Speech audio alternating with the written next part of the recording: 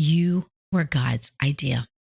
He has a plan and a purpose for your life to bear fruit in the world that He has placed you.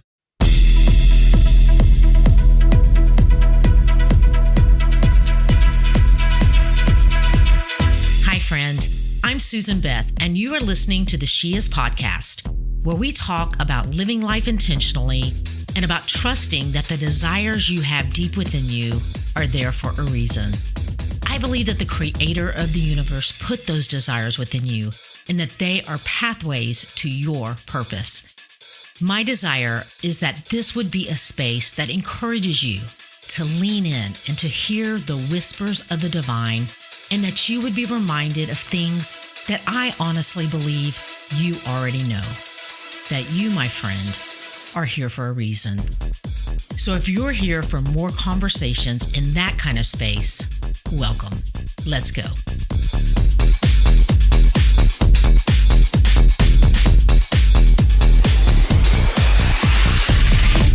Hey, you. Thanks for being here.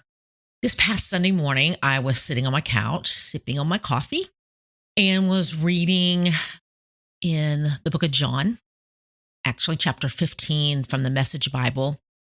And when I was reading through that chapter and I read verse 16, that is a very familiar verse to me, it spoke to me in such a fresh and a powerful way. And verse 16 says, "You didn't choose me. Remember, I chose you and put you in the world to bear fruit that won't spoil." And I got to tell you, those words were just like this big hug, a big, beautiful hug to my soul. And I was reminded once again that this isn't about me, but it's about Him. You know, I think so often we can approach a relationship with God like we have to earn His love, His time, and His attention. And maybe this isn't you, but I know it was me for a long time. And I know from so many conversations with people that are desiring a relationship with God, yet I hear within them this struggle to communicate and feel like that they are in a relationship with God.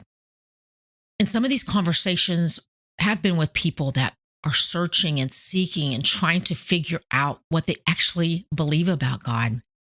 But many of the conversations through the years have been with people that have loved God their whole life, yet there still is this feeling of uncertainty in communicating with God.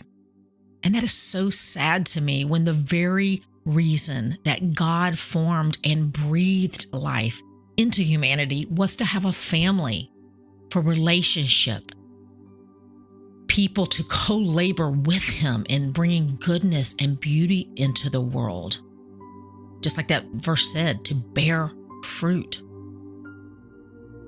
So when reading this chapter and I got to the verse and I read, "You didn't choose me. Remember, I chose you."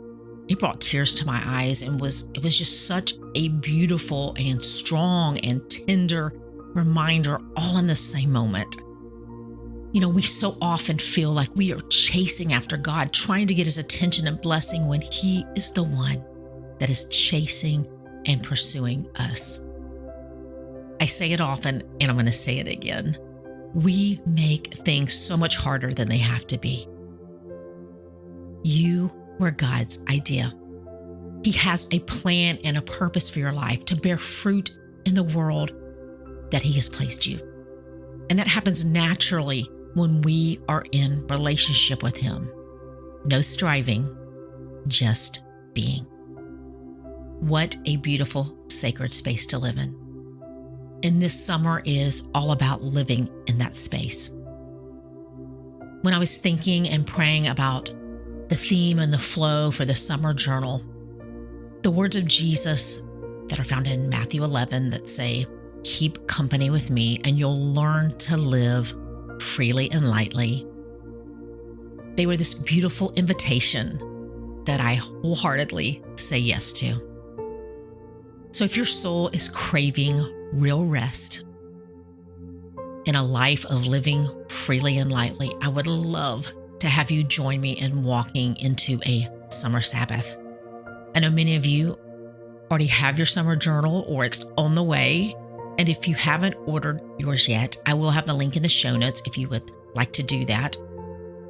And next week marks the official first day of summer. And as I've mentioned, the journal days are not dated. And this journal is yours to move through the season as you move through it. So you'll never have the need to feel like you're behind because you're the one that writes the date on the top of the page. Even if you've missed days or even weeks, you're still walking and moving through a season. It's totally fine. There's no right or wrong way to use the seasonal journals.